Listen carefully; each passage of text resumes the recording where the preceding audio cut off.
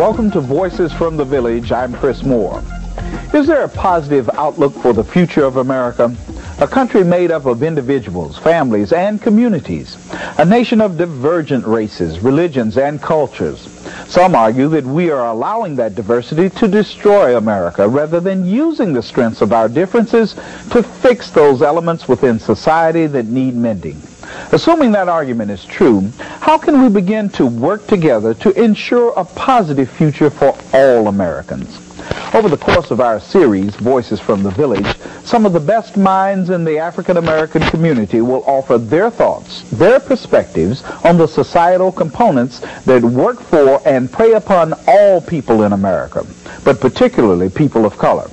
We center discussion on building healthier individuals, families, communities, and supportive institutions.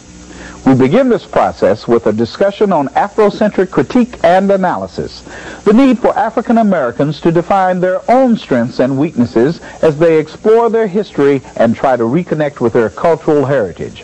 Our guests are two preeminent scholars, Dr. Naim Akbar, a clinical psychologist at Florida State University and a pioneer in the development of an African-centered approach to modern psychology, and Dr. Asa Hilliard, an educational psychologist at Georgia State University and a scholar of ancient African civilizations.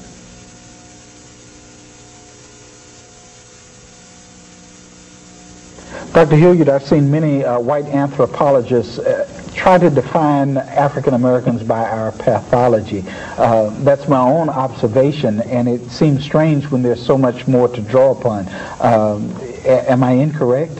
Most people that I'm familiar with who describe us in pathological terms are unfamiliar with African people. They approach the study of us a la Moynihan, for example, and not as an anthropologist but as a sociologist, and ask the question, what is it that Africans do not have that Europeans have? And that's, of course, the wrong question, because all human beings on the planet should be understood by their cultural identity. That's who they are. That means that the norm for behavior, what is normal, is a function of who you are, how you were socialized. And abnormal, then, would be a departure from the way that you were socialized, not a departure from the way European people are socialized. Dr. Akbar, you seem to be nodding in agreement. Mm-hmm. Yeah, because I think that it's an intentional selection. Mm-hmm. In other words, they intentionally select ways to reflect us in the most negative light in order to perpetuate a negative degeneration. And there are times when we really believe it. Most times, unfortunately, we believe it. But one of the problems, one of the important things are the kind of work that black scholars are trying to do around the world now is to regain the power to decide. And for us then to begin to identify the source of our strength and not this preoccupation with our pathology, which of course perpetuates the pathology. I hear you saying that scholarship is very important to this effort. Absolutely. To anything. Mm-hmm. Scholarship, study, systematic study is absolutely essential. And it sounds to me also like we need a new perspective on this. Maybe not a new perspective, but in fact an ancient one. Exactly. It is really ultimately the perspective that all human beings use when they engage in their own self-definition, and that is that they then try to identify those things which accentuate their capacities for survival. That's what people do. Mm-hmm. It's not a black thing, it's not a white thing, it's not a European, it's not an African. It's what people do. People try to perpetuate their ability to survive most effectively. That's the perspective that we must adopt. So have white folk around the world been very good at that perpetuation to the detriment of people of color? In the study of African people? Yes.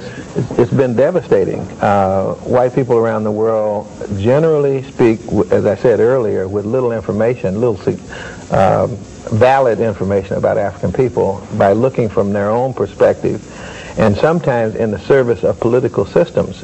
For example, the psychologists, and I'm a psychologist, the psychologists at the beginning of this century were main contributors to white supremacy through their misuse of things like IQ tests, and they specifically stated that blacks were genetically inferior to whites, and they still say that. It persists today, the bell curve. Over 50, well, see, the bell curve is important, but what's more important is that before the bell curve came out, a survey was done of 1,000 white psychologists who were fellows, either senior superior level psychologists, reported in the book by Snyderman and Rothman, and over 50% of them believed that white people were genetically superior to blacks. That's before the bell curve came out. Well, how do we turn this around? Does your scholarship go for naught? I hear people who criticize it as saying it's new wave and not based in fact. Our scholarship, by characterizing it, is not scholarly. You have to challenge the documentation, the data, but name calling hardly qualifies as scholarship. So I think that whoever said that is describing themselves. It is predictable. In fact, for me, one of the things that validates the legitimacy of the scholarship is that it is challenged. And we would expect it to be challenged. And we presume that the challenge is going to be persistent. And we're hoping, however, that we will get the same kind of legitimate challenge, though, that other people get. That is, challenge me with facts. Don't call me names.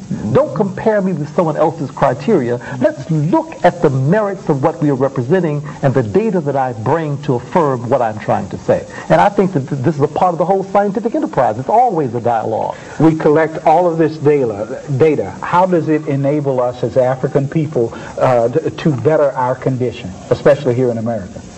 Well, I don't know how you would function without information.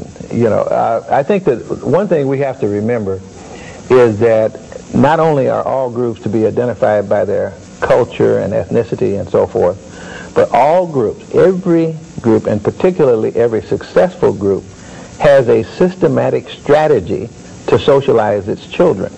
In other words, that's not an accident. You don't leave that to chance. You put your children through a process to create the person that you want them to become. Haven't we had that before, and did we lose it somewhere? I think that if you observe what happens to many young people in the African community right now, is that many of them are literally raising themselves.